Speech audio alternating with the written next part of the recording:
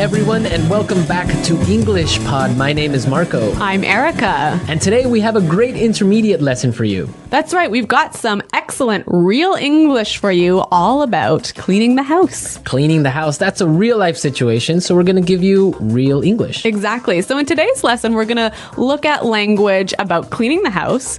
We're also going to learn a few phrases that you can use if you want to ask someone for help. And maybe if you're a little bit lazy like me, a phrase or two to avoid doing work. Okay, well, let's get started then with our vocabulary preview. Vocabulary preview. All right, great. We have two great words for you today. Erica, why don't you tell us the first one? The first word is such a mess. Such a mess. Such a mess. So when something is a mess, it's dirty.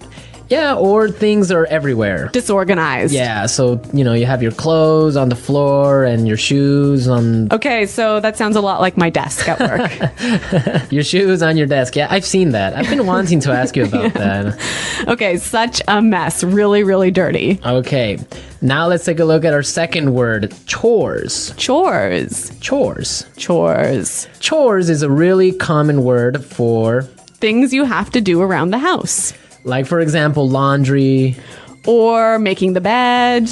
Or when you have to take out the garbage. Those are all examples of chores. Chores, yeah. I guess everyone can remember when they were kids, they had chores to do. Yeah, when I was a kid, it was my chore to chop wood. Chop wood? Yeah. That's a great chore. Playing with an axe. Maybe if you're a boy, but for a girl, it was not so great. That's why you're so strong and fit. All right, so let's listen to our dialogue for the first time. It's going to be kind of fast. But don't worry if you miss something, because we'll explain all of the important language afterwards.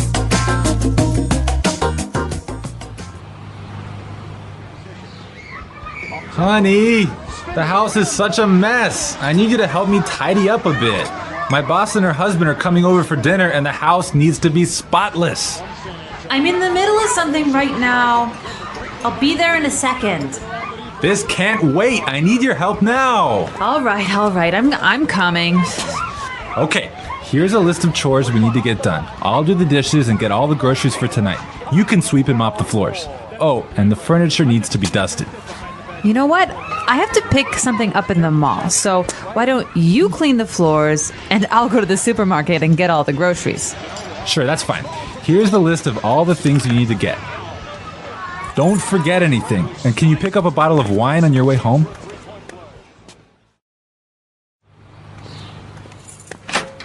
Hey, honey, I'm back.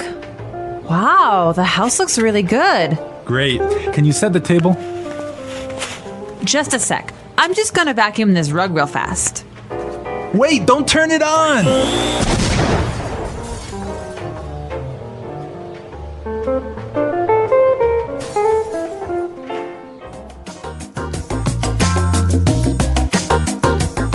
God, Marco, what happened there? An explosion. We love a good explosion here at English Pod. We're going to give you as many explosions as possible. Okay. Right. So let's take a look at our language takeaway. Language takeaway. So language takeaway is the part of our lesson where we teach you what we think are some really important words that are found in the dialogue. Exactly, and we have 3 really important words in our dialogue today. So let's start with the first one. Tidy up. Tidy up. Tidy up. So to tidy up means to...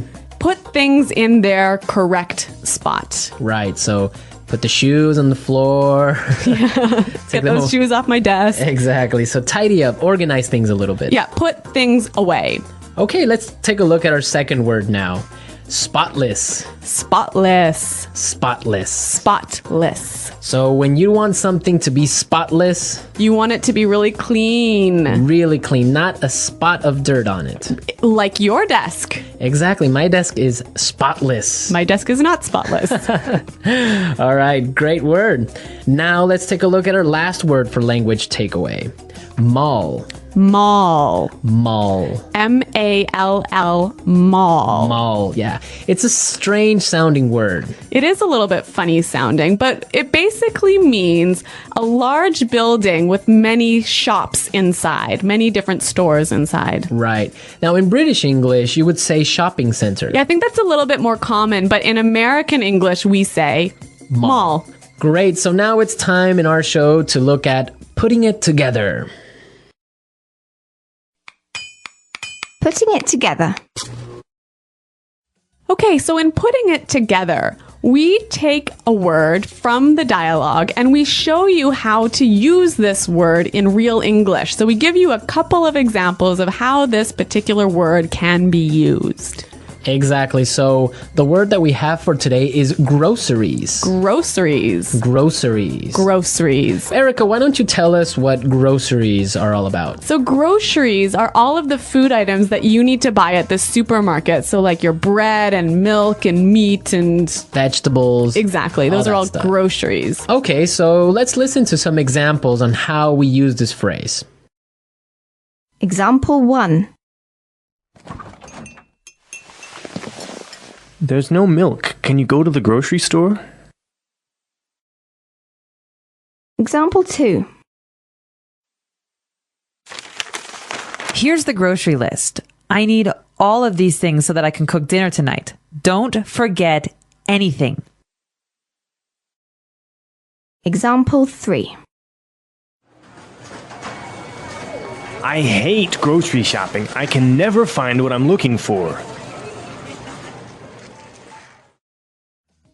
Okay, great examples. We heard some really interesting combinations, right? Yeah, we heard grocery store. Which is where you buy your groceries. Exactly. Grocery shopping. Buying all your groceries.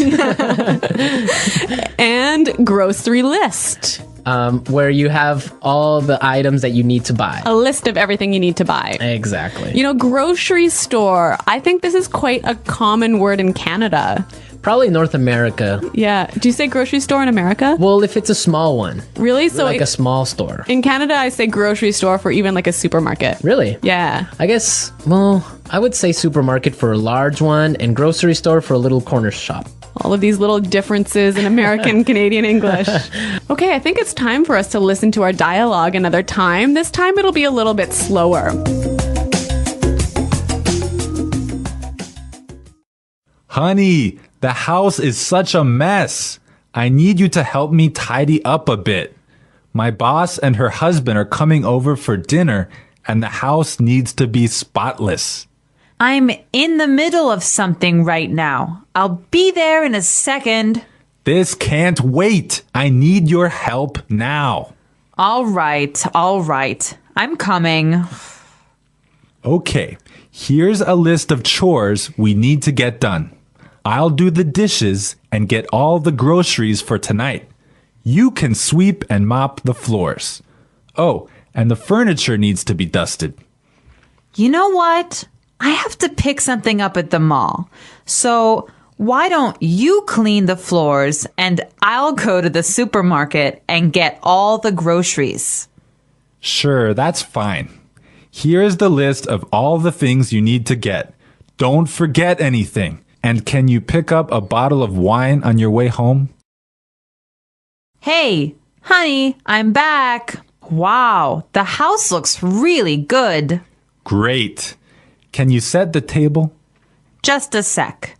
I'm just gonna vacuum this rug real fast. Wait! Don't turn it on!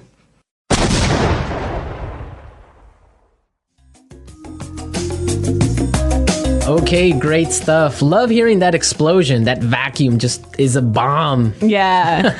In this dialogue, there was some really interesting language that you can use if you don't want to do any chores in the house. Exactly. So it's time now for Fluency Builder. Fluency builder. You know, Fluency Builder is a part of our show that we use to take a common phrase or a word that you already know and show you how to express that idea more fluently and more naturally. Exactly. So let's take a look at our first idea that we want to explain.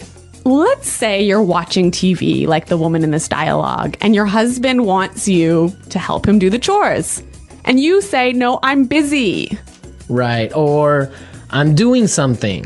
Those are two great expressions, but we heard something a little bit different in the dialogue.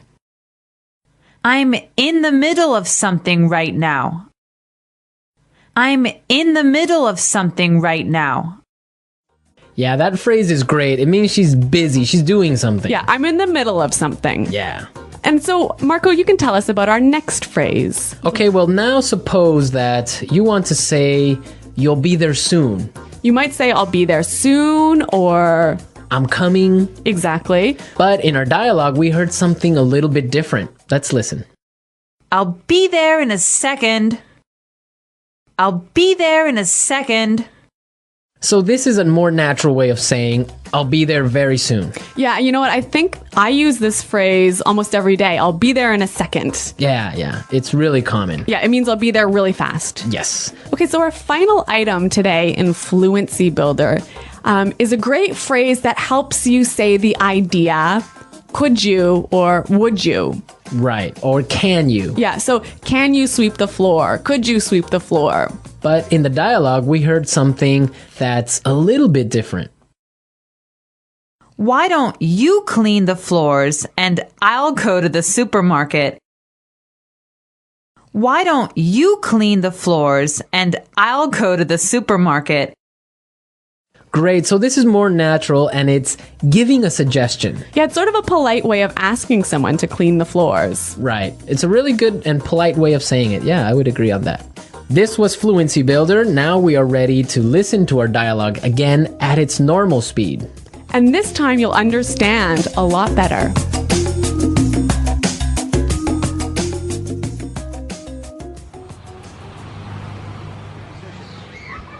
Honey, the house is such a mess. I need you to help me tidy up a bit. My boss and her husband are coming over for dinner and the house needs to be spotless. I'm in the middle of something right now. I'll be there in a second. This can't wait. I need your help now. All right. I'm coming. Okay, here's a list of chores we need to get done. I'll do the dishes and get all the groceries for tonight. You can sweep and mop the floors. Oh, and the furniture needs to be dusted.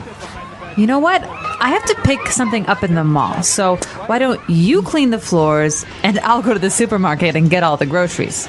Sure, that's fine. Here's the list of all the things you need to get. Don't forget anything. And can you pick up a bottle of wine on your way home?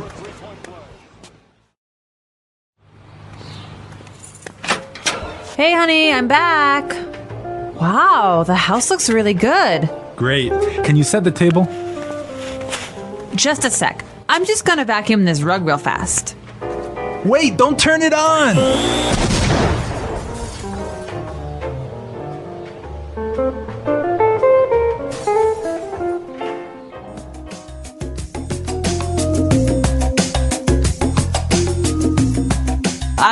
Has this ever happened to you? Has your vacuum cleaner exploded in your house? Well, not a big explosion like this one. Not so dramatically. Not so dramatically.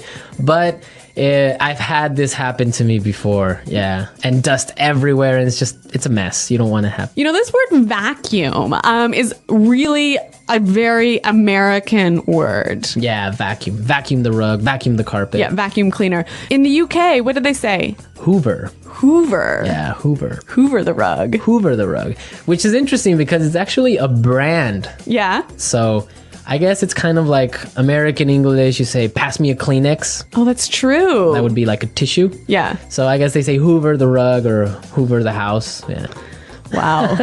You know, I really love these small differences in meaning that we have between American English and British English. Yeah, it's fun. Okay. Well, another interesting thing about this is that the man was doing the housework. I know. He's a house husband. Yeah. So he's the one doing all of the chores in the house. Yeah, that's the new trend now. Now it's more popular for men to stay home and take care of the babies and clean the house. Yeah, like when I was growing up, my dad would take out the garbage and that was it.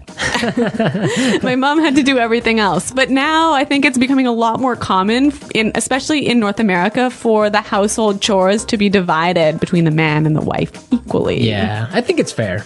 Me too. Yeah. You'd make a good husband, Marco. That's what they say, but they haven't married me yet. Okay. All right. Well, we're out of time, folks. Be sure to log on to our community website and you can leave all your comments. And maybe other house husbands out there can give us their feedback on what they think about about this. Yeah, so check us out at englishpod.com. And thanks for listening today, everyone. Until next time, this is Marco and Erica saying Bye. goodbye.